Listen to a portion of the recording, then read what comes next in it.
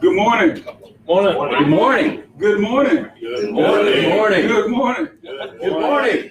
And happy holidays, and thank you for coming out to 1 Million Cups. I need you guys to do me a favor before we get started. We're required to open up our apps, and I didn't do it, so I'm gonna do it at the same time. Open your phones up and go to the 1 Million Cups app. Looks like this. It's really nice. They spent millions of dollars to get this thing done. You guys can go in there, and then they got this check-in button thing right here. Hit that check-in button. Oh, I gotta stand back.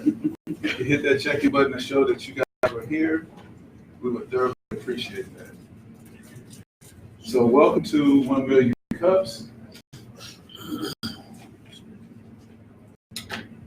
Does this work?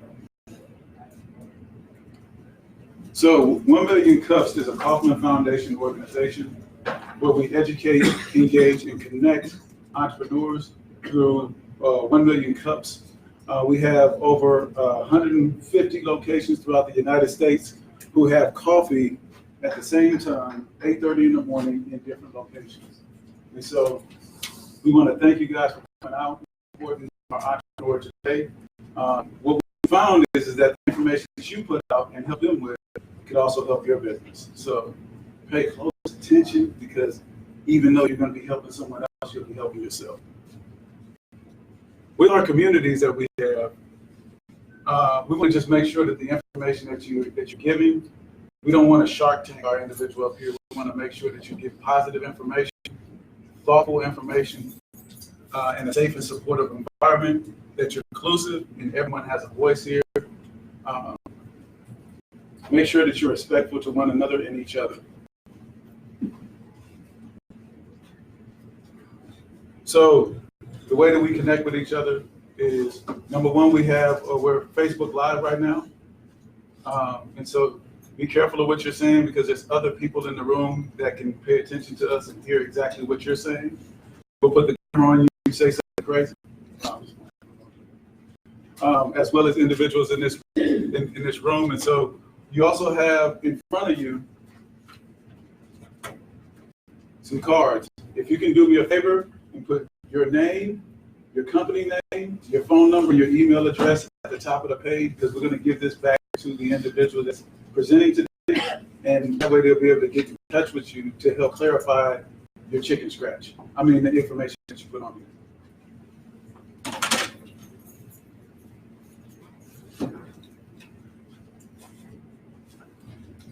So real quick, I want to invite Office Evolution up to speak about our program, and so they're the space sponsor. Let's give them a round of applause. Yay! Yeah. Hi, good morning. My name is Sylvia, and I'm with Office Evolution. And so today I'm super excited because we're actually in the Office Evolution facility. Normally we are across the hall in our big conference room, but today we're here in our shared office space. So if you're a small company and you're looking for a private office or a shared office, or need a business address, or maybe a conference room or a day room, you can come to me. You don't have to be a member, so you can be a non-member and still get all the benefits that we have. Okay, so my name is Sylvia. Just reach out to me. Yay! Thank you, Sylvia. That's my plan of white. Next we have Jen coming to talk to us about Fairfax economic development. Hi. Hi, Jen. This is where delegation occurs, and it's a beautiful thing. So I'm now with Fairfax County Economic Development Authority. I just wanted to speak to them as our coffee sponsor. They have been an awesome partner for 1 Million Cups. We do a lot of joint events with them throughout the year to help entrepreneurs know what to do in Fairfax County and how to be successful. So if you have not checked out the Fairfax County Economic Development Authority, I highly encourage you to do that. They have a lot of resources on What licenses do you need? Who should you talk to? Et cetera, et cetera, et cetera. So thank you again to Fairfax County Economic Development Authority for being such an awesome partner since we started in 2018. And we look forward to working with them still and ongoing into 2020. Thanks. Y'all can do better than that. Come on now. Yeah! I would like to have our, since we're in a tight space, what I want to do is have our organizers stand up, and then we'll just have them say something from there. That way you don't have to try to walk over people. So organizers, please rise. And we'll start from this end and work our way. Tony Barnett with Endgoal Resources. Ashley Mendes with the T Center. Russ McIntosh, Vision Idea Design. Jen Dalton, Brand Mirror. Laura Dre, Random Course Marketing. John Yu with Office Evolution. And I'm Donnell Johns of Vision Worldwide. So before we get started, we would also like to know who's in the audience. We're not going to start with you, Mark. We'll pass you up and then we'll introduce you. Jen, you start with your name and business name. Yeah, hi, James Lawson. Company is Impact Business Solutions. We're a small business coaching and consulting company specializing in sales and marketing. John Lippitz, Fish and Explore. We fish and explore. Dan Lender, Golden Concierge, we watch big. Ken Portnoy, Tyson's Regional Toastmasters. We are the most cost-effective leadership development, public speaking, education program in non-university. Alan Scoble. I'm not working right now, but I'll be working for One Life Fitness in Colchester. I'm Scott Landry with Highland Growth Partners, strategic management consultant. Cleveland Parker with the Parker Corporate Group, a management consultancy that focuses on leadership development. Sales.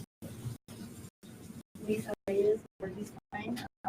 I specialize in teaching and basketball. Gary Coates, who's over at HR, payroll, bookkeeping, business administration. John York. Laura Dre, Random Course Marketing. How the small business to be successful via Facebook, social media. Sylvia Ferguson with Office Evolution. Lisa Sugu. I just recently started my own personal training company, and I have a few proposals for everyone for the season, for the New Year's resolutions market.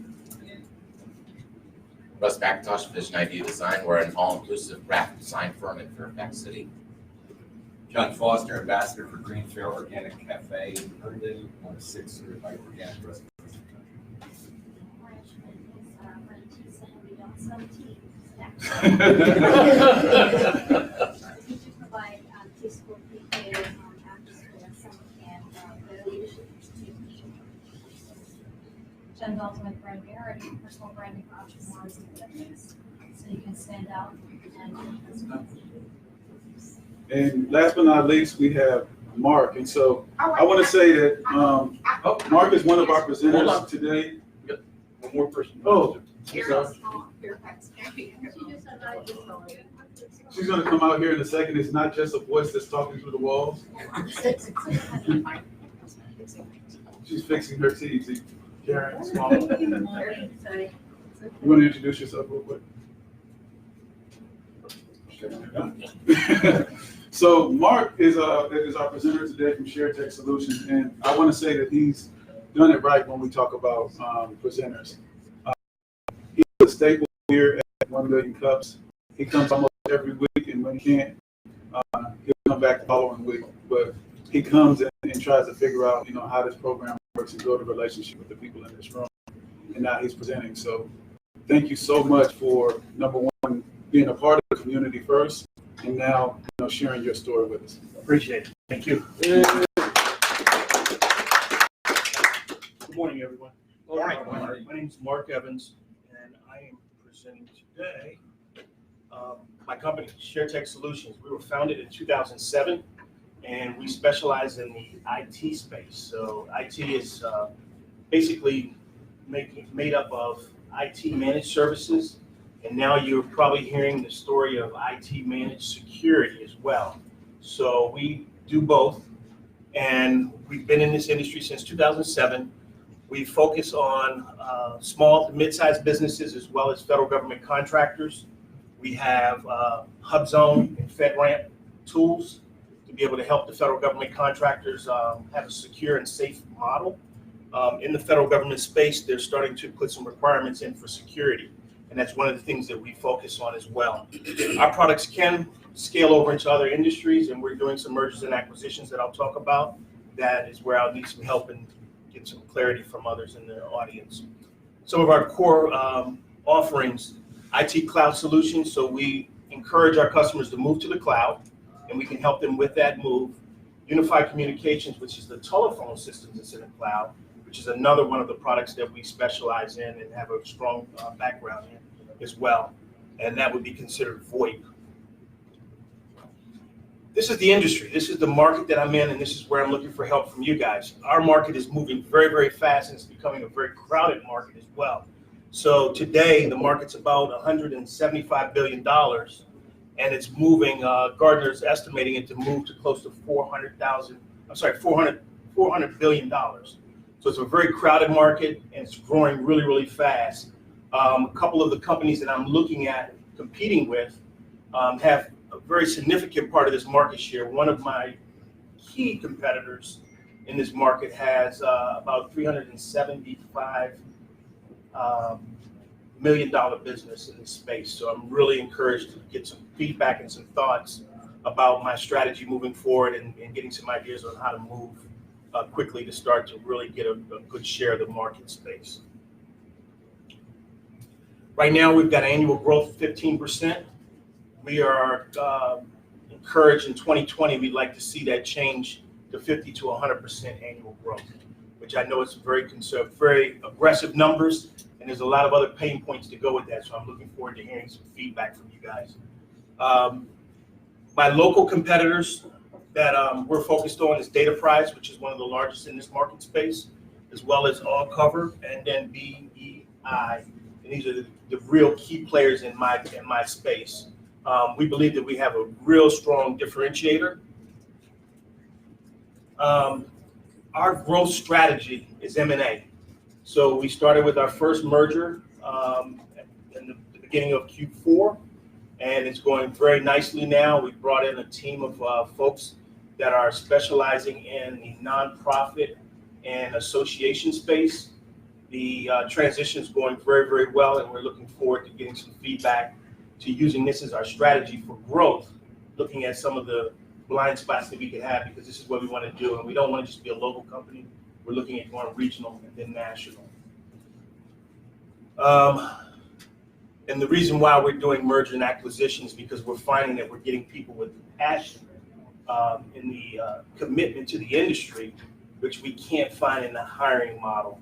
So a lot of times what we find is that in our market space, by the market growing so fast and being such a large market, if people aren't growing at a rapid rate, we believe that they've got the technology prowess, that as long as we put the business model in place to be able to help scale, we've got the right people.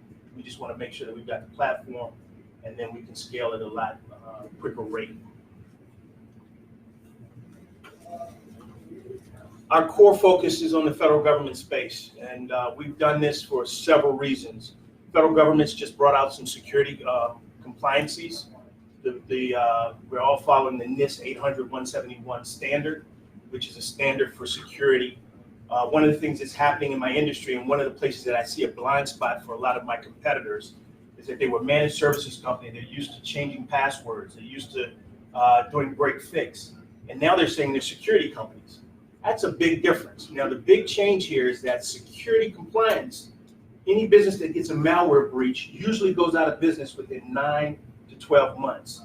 And the biggest threat for security breaches now are the managed services companies. So the reason why we're taking a focus and making sure that we've got the right people in place on cybersecurity is because we believe that's going to be our place to go in, be able to do the assessments, talk to the business owners, and assure them that the security is in place. Did you guys know that malware insurance, if you've got cybersecurity insurance, do you know that 90% of the time it will not cover a ransomware attack? Don't you guys know that? And the reason why is because it's 100% of all malware attacks are created outside of the country. And there's a clause in your cybersecurity insurance that will not cover terrorism acts and some other things that we can talk to you in more detail about. So what that means to me is that the insurance is not where you need to focus on the problem. The problem is making sure you've got the right IT company. So again, our focus is around being that cybersecurity company that's following the federal government standards, because they've got standards in place. They're actually bringing in a new standard, CMMC, which is a DoD standard that we're actually on the committee to help write the standard processes for that. And these are the ways that I think we're going to differentiate ourselves in that marketplace. And we have all of the federal government FedRAMP compliant platforms in place as well. So we're FedRAMP. We have a FedRAMP FISMA 5 standard FedRAMP compliant cloud service in place as well. So our value proposition, we simplify your business with technology. And what that means is that a lot of my competitors go in and they focus very clearly on making sure that they keep your machines up, they get your passwords changed, you're doing the patch management. Our strategy is to sit in the conference room with the customers, understand their business models, and help technology drive their business to scale. So a lot of times people are doing things very old-fashioned. They're not bringing the right tools in place. Like right now, AI is a very, very popular tool to be able to not just capture information, but be able to give you demographic information on your best customers. So with AI, I can throw in a series of customers that you have, and I can get a list of customers that look just like that customer. And IT people haven't done that in the past, but that is truly a technology requirement to be able to help you grow your business. If I can help your business grow and understand your model, do quarterly reviews and talk about strategy, I think that's one of the big differentiators for us. So this is my question. I am looking for some assistance in just helping us with the information I've given you, which I know is a very minimal amount, a very small amount of information. How do we market this in the 21st century? I think marketing today has changed tremendously. No more knocking on doors. Social media is a very critical piece of the puzzle. There's several things that are needed to really be able to drive net new business and be able to really brand in a way that you differentiate in a market that's growing this fast. I thank you all for your time in hearing this, and I'm looking forward to hearing your responses and your feedback.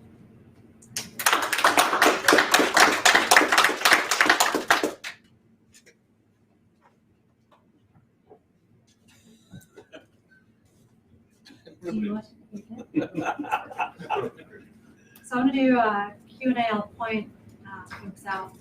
Please write down your feedback and questions or thoughts, phone number, name on the index card so you don't forget anything we asked on, especially good, hard questions.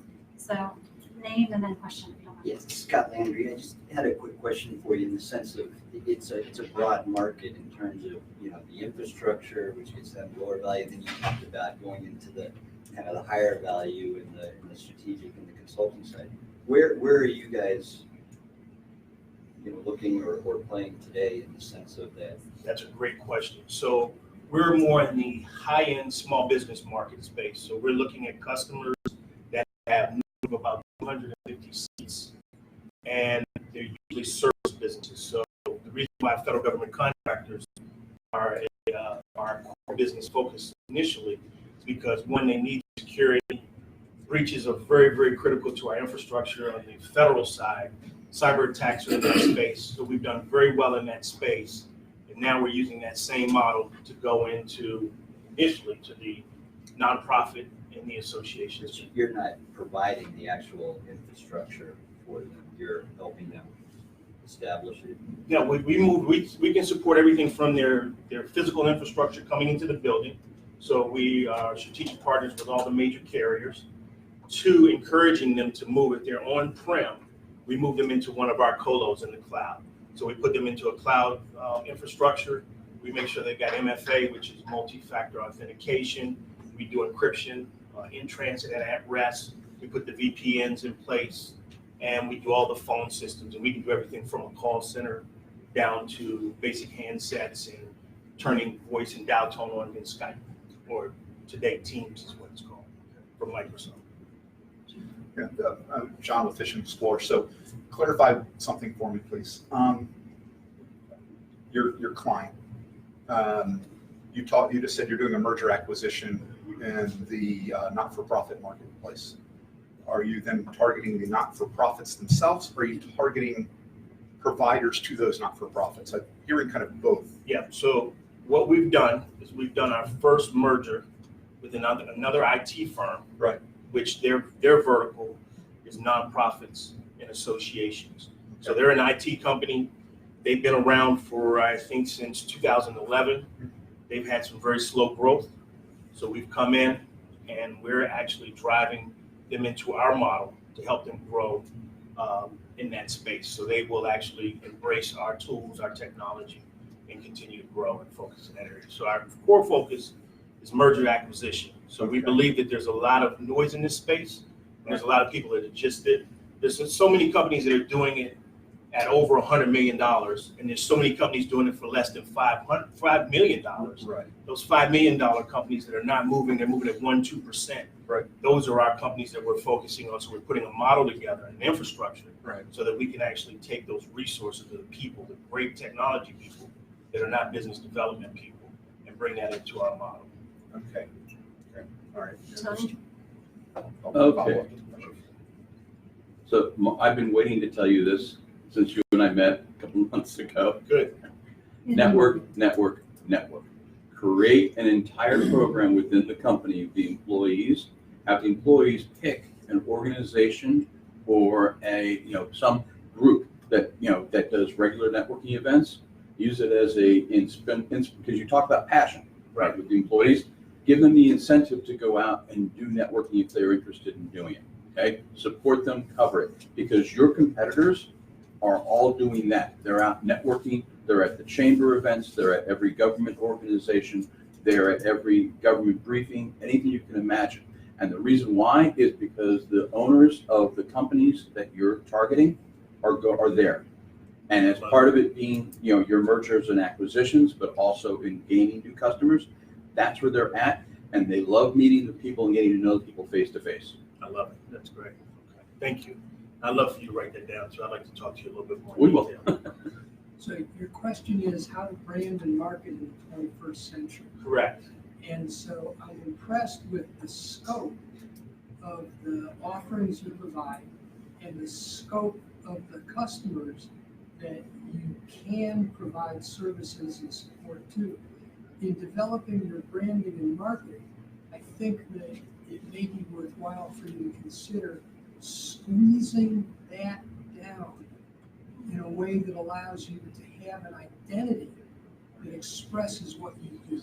Okay. Because right now we're talking about small businesses and federal contractors, and it's all over the board. And to build a brand out of that is going to be a challenge. That's a good point. And I'd like to talk to you in more detail about that as well. That's the end of my thinking. Well, now you got there's more to that. I've got a few questions for you. Way to go, He Candy. shares that exact same thing at every presentation. I love it. And I learned it from Tony. And then, sir, I don't know your name. Cleveland Parker, Yes. Parker Corporate Group. So building on what Ken just brought up, I stepped back and asked the question, if you look back 10 years from now, what does your organization look like? So the question I'm asking really is, what is your vision for the organization? And then I have a second question, given your strategy, which is M&A, what's your integration plan when you acquire these organizations, which is critical to ensure that you continue to go forward? Sure. And that's a great question. So 10 years ago, I left Microsoft a few years before that, and I saw cloud computing coming to the forefront. And I thought we were a managed services company. And I got a call in the middle of the night to change a password. And I knew at that point that my expertise was was not to change passwords. So we came into this process focused on making sure that we help companies move to the 21st century with technology. So our strategy has been to take them from desktop support to cloud structure, cloud infrastructure, being able to give them the tools to be able to manage that infrastructure, and knew that we were trying to go upstream. So our company's not focused on the 1 to 5 man shop. We're truly at the level where a lot of our customers already have an IT infrastructure in place. They have an IT manager in place, and we become their trusted advisor. So we start to talk to them about quarterly advisories on their cybersecurity infrastructure. A lot of guys, when you go talk to your best friends that are IT guys, they'll say, we've got a firewall, we're good. Guess what, guys? Firewall is like a front door lock. If you leave all the windows up and open, the bad guys are in your system. So we become that trusted advisor that helps them scale. So the reason for the M&A transition is because there's a lot of people in our market that are great technicians and great leaders, but they don't know how to manage the business, and they don't have that finite understanding of where the holes in the boat are. Okay, but I think I missed, maybe I wasn't clear, but what do you want the organization to be 10 years from now? 10 years, 2029. I would love to see it be the leader in this space on a regional or national basis, being able to focus on the level that's higher than what has crowded the market. So again, the market's crowded, and it's crowded with practitioners that are not true subject matter experts and not leading the product market space. So that's where I like to see myself, above the crowd, with a brand that says, we're driving your business forward. We're not your IT guy. We're not your average IT guy just changing passwords. We're talking strategy with you. We're driving your business through technology. Hi, thank you. 2 questions. First of all, great presentation. You talked about pursuing shops that have greater than 250 seats. One of those competitors you listed, I listened to them talk about their focus is 10 to 100 seats. So I think when it comes to your value prop, you mentioned also higher, would you say high-end small business? I think being able to differentiate yourself in that crowded space, I mean, they're different market sizes there. So to be able to service a 250 plus seat company is different than a 10 to 100. Absolutely. The second is, you mentioned ransomware, and this is as much a question as a statement. It appears to be more of a state and local government problem because they haven't invested in resources, backups, et cetera. Most federal, but your focus is on federal government. So I think, I'm not sure how that space is being addressed, but I think, was it Louisiana just was breached with ransomware. So there's an opportunity there. I'm not sure that's state, local versus federal. So and I'm sorry if I misspoke, our focus is federal government contractors. So those are the Beltway guys around the Beltway that are supporting the federal government. Ransomware is hitting everybody. It's hitting the state, local, it's hitting federal government. That's the reason why the NIST standards coming in place, and they're mandating the federal government contractors to get it to comply with it as well. So what's happening here is it's a problem for everybody. Federal government agencies. I mean, we were doing a presentation at a federal government agency and found the breach while we were in the presentation. They turned the lights out on the presentation. So I mean, it's from small business. The challenge is small businesses don't even know the breach is happening. I mean, most of the time when you get breached, you don't even know that you're breached until they introduced it to you. That's why backups don't work. I mean, because where am I going to back up from? When did they come in? When did they lock down the data? So I think to answer your question, our focus is not federal government. It's the contractor. It's the IT guy. And that's why it's easy for us to say it's other businesses. So I'm going to jump in since I'm moderator. Can't do that. 2 thoughts. A brand is a series of promises, right? So Volvo is about safety.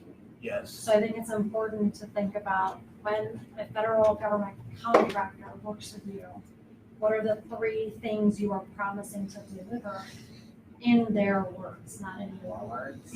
So that leads me to my second point. I think of messaging in 3 tiers.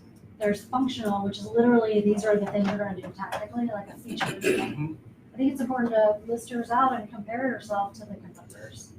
Then I would do the second tier, which is where are you adding value, differentially, hopefully, to your competitors. And the third tier is the emotional messaging. So again, what are the words that matter to your customers? I see too many companies talking about what they do, but not what's at stake and why it matters for their clients.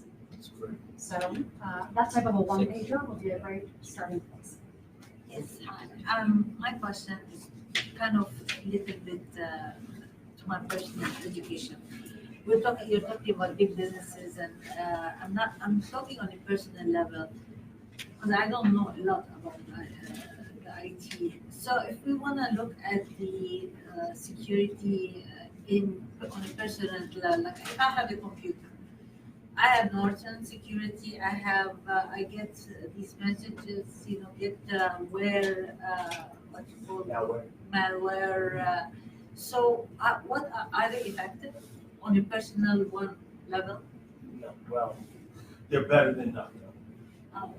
That's not bad. And actually, we're going to start a series of workshops for small individual, like you get. So, but the key thing is to not click on stuff you don't know.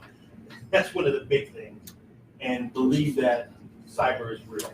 I mean, literally, I would blow my machine away on a quarterly basis, not keep anything on my machine, and I couldn't just erase everything. And no, not every day, quarterly.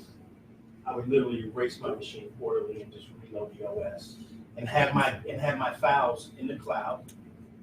And that way, whatever you click, see what happens is you click on things, and that's where stuff happens, and there's no way really around it.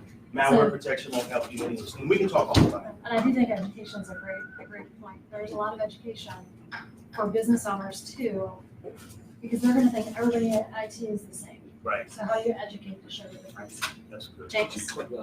Hi, Mark. How are you? A couple of things. So, to James' point with the whole branding thing, I'm confused because I don't know if you're a strategy company, I don't know if you're a systems integration company or a technology company. So there's a little bit of, I'm not the brightest guy on the planet, so it could just be me. You sound like it. I do my best to But it's sound just like the it. accent. Yes, it's a facade. I think there's a danger when you look at a market that's $400 billion, get your company and say you want a piece of that, versus looking at that market and saying everybody's doing these things. What are people not doing? It's like red ocean, blue ocean, right? What is the blue ocean that I can go into and create my niche? So I'm not having to compete. I'm not having to kind of worry about what everyone else is doing, and build a model that kind of supports that, because that becomes easier to market. Now what we look at, to James' point, is these three levels of messaging, which is leading with belief systems and saying, this is what everyone's doing, but we believe that if you want to protect yourself the way that you should, this is what we need to be looking at.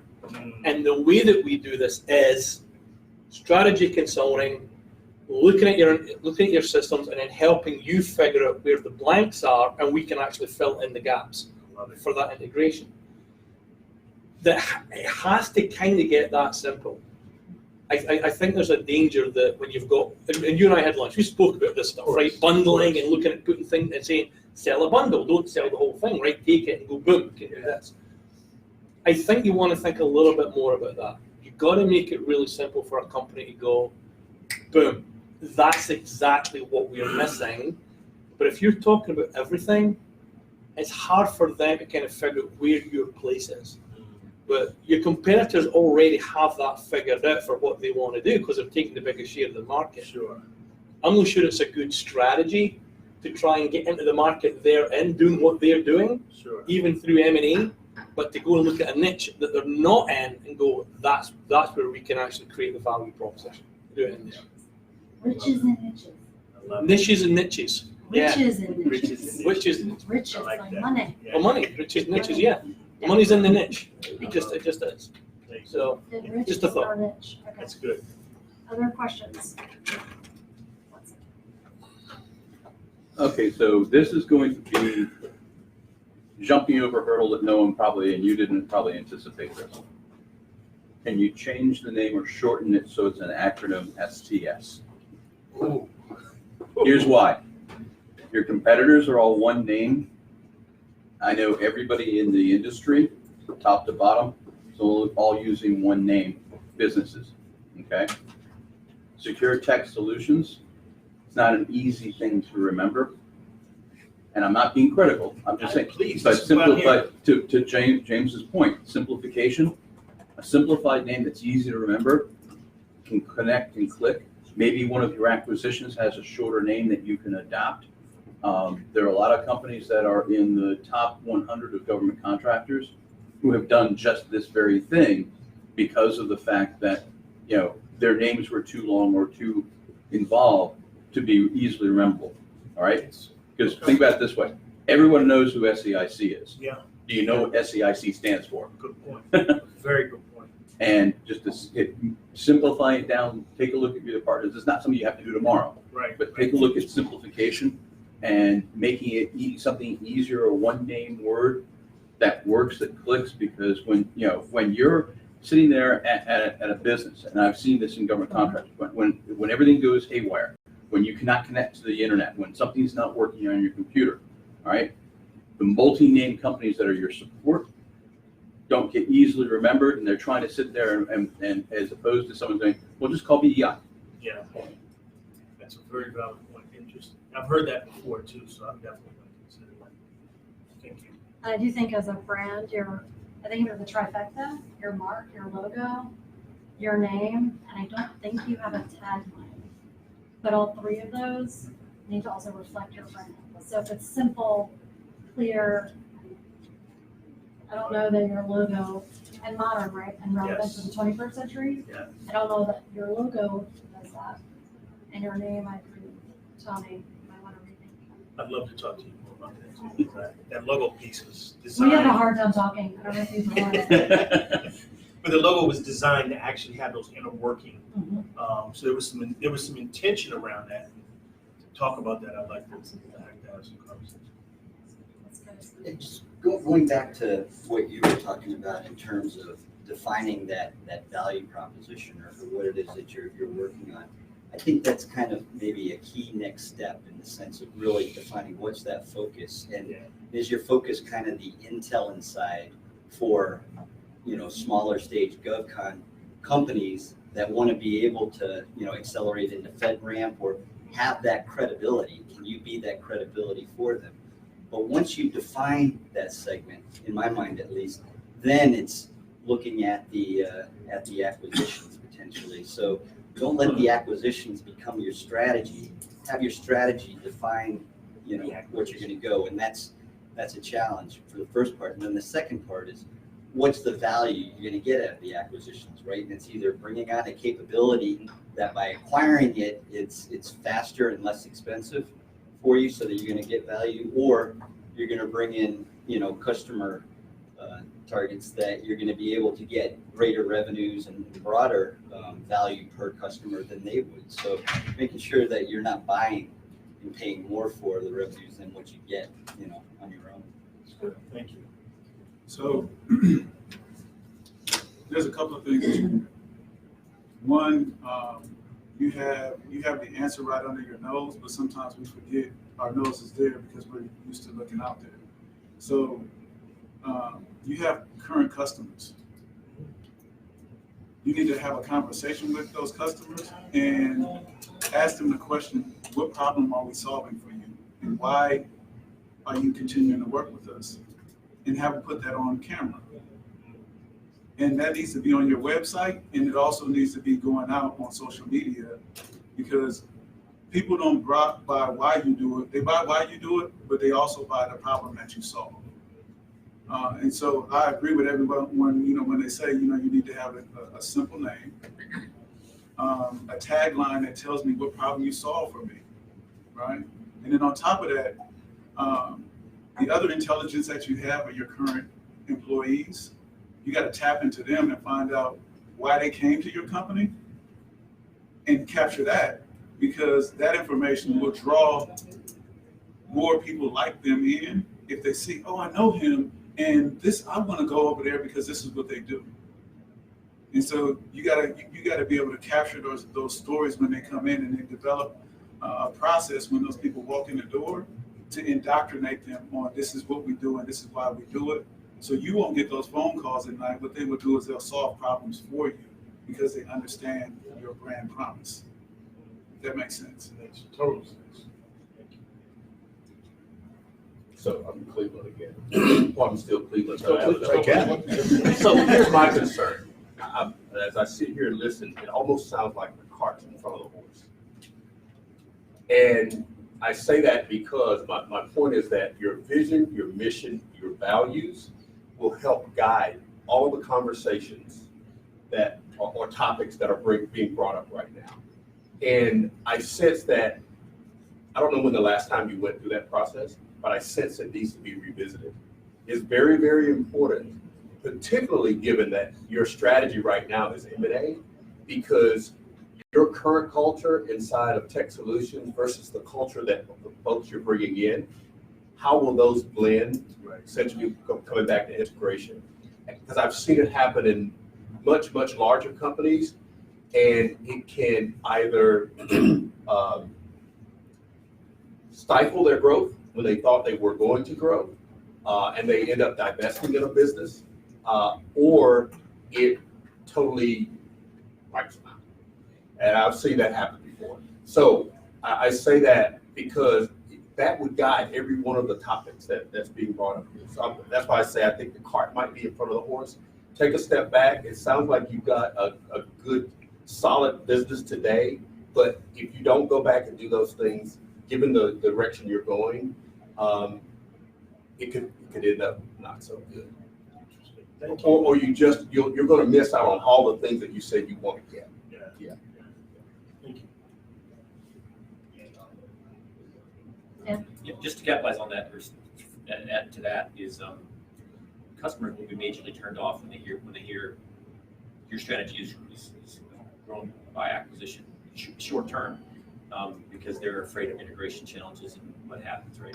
I worked for a software company that was acquired by a much larger company, and everything we did was put on hold until it became clear what they were going to do. So short-term run rate revenues, how to make your business survive in the short term, generate enough money to keep going, and then that long-term strategy, right? So it's all what you share with your customers. So it sounds like there's different obstacles of growing organically versus M&A, which is some of the things that we've tried the organic growth. And it seems like it's just a little bit harder than the M&A growth.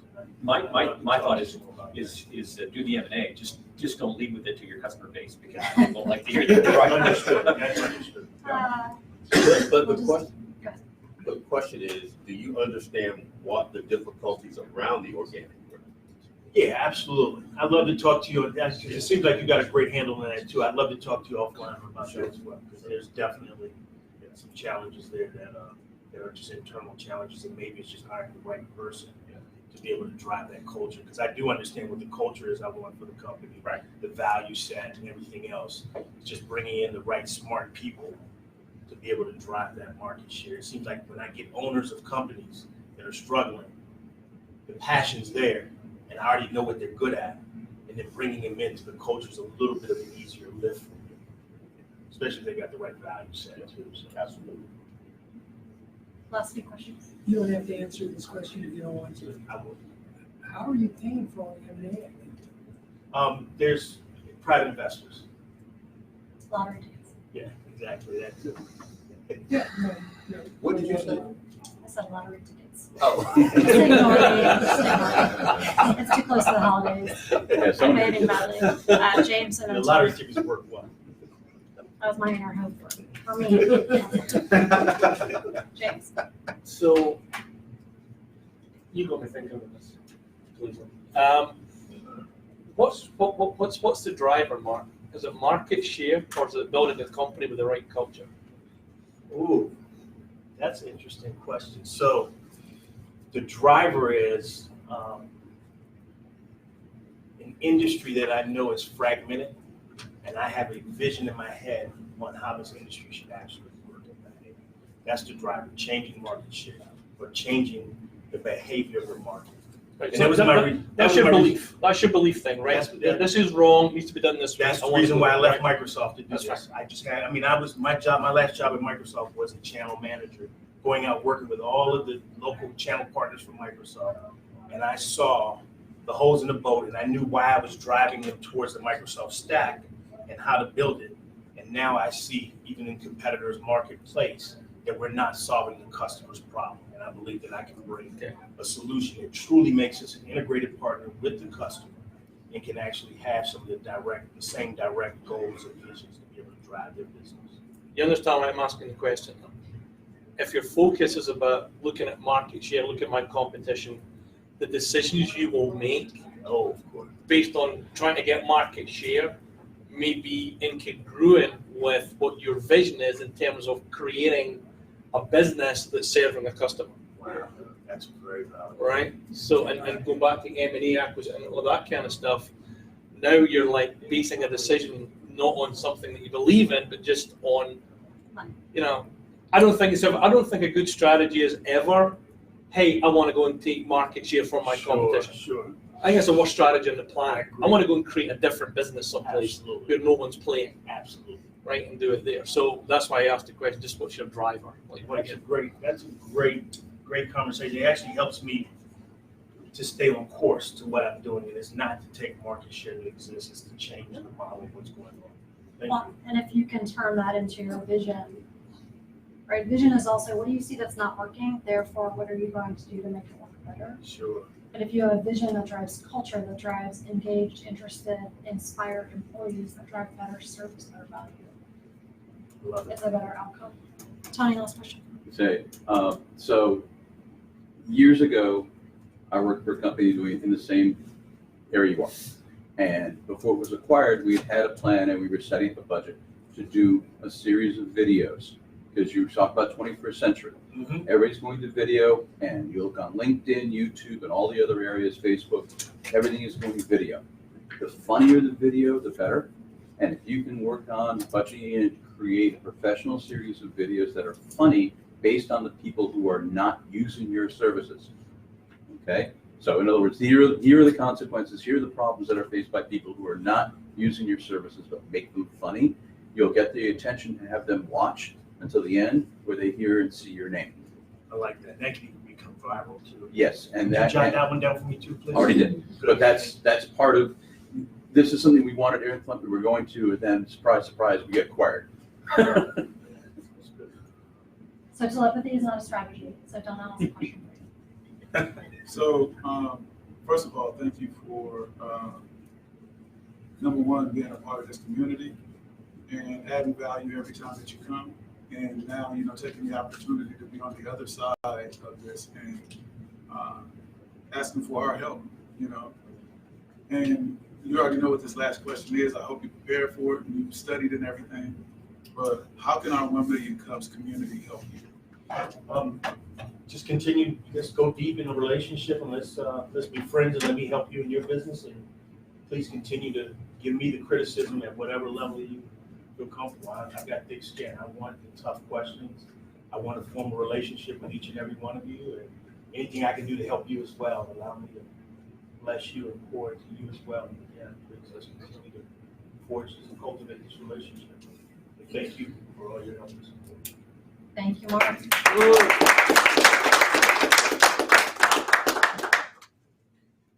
And for surviving the 1 Million Cups gauntlet.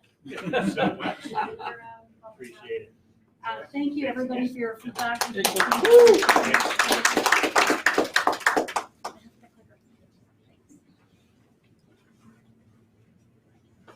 I know y'all are sad that you're not going to see us for 2 weeks. Oh my God. Celebrate holidays and New Year. We will be back on the 8th. And we've actually got presenters lined up going into February, which is awesome. John Rittenberg has been fantastic at getting us folks. Just wanted to give a quick shout out to Donnell. So Donnell hosted the Veterans Pop-Up event where there were 17 veteran-owned businesses. Many of them are going to be applying. So if you know anybody who wants to present, they should apply soon or they're going to be locked out till like June. But we would love to have business owners. It could be startup. They could be 3 years into their business and want to pivot. Any of those scenarios work. If they apply, 1millioncups.com/Fairfax, we as organizers work with them and help them prepare. And so we're really here as their support and advocate. So we'll invite you back in a few months to give us an update. You can share your maybe new name, new tagline, or just what things you've put in place. So thanks again, Mark, for presenting. Otherwise, have a wonderful holiday and New Year. Oh, Tony wanted me to show you his artwork. I know, that's basically what you said there. So. Yeah. So I just want to thank everybody. So my event was this weekend, and the 1 Million Cups family came through. John, Tony, Jen, all came by and supported the event. It was awesome. It blew my mind because initially it was slow because of the weather, and then by The time I left. Yeah, after lunchtime, we had over 700 people come through and patronize veteran-owned businesses. We're having another one in March, March 14th, and I'll send out information on that. But, you know, it's all about growth, you know, and supporting each other. So thank you. And one of the businesses is doing an ice cream shop in Colorado. Yes. She will be opening this Saturday. Her chocolate gelato is ridiculous. All of her gelato is ridiculous. All of her. I tried them all. All of her gelato. Definitely chocolate. I'll include that in an update via email and also social media. Did you try her crepes? I didn't get a crepe. No, she was out of crepes. Oh, So okay, I didn't if anybody wants to go, Donnell and I are definitely going to coordinate and show up and support her. That'd be awesome. Yeah, Thank that's you. what ice cream. Let's go together. We can go together, but I'm in line first. No worries. Just, All right. thank you, everybody. Thank you. Happy holidays. Happy Monday.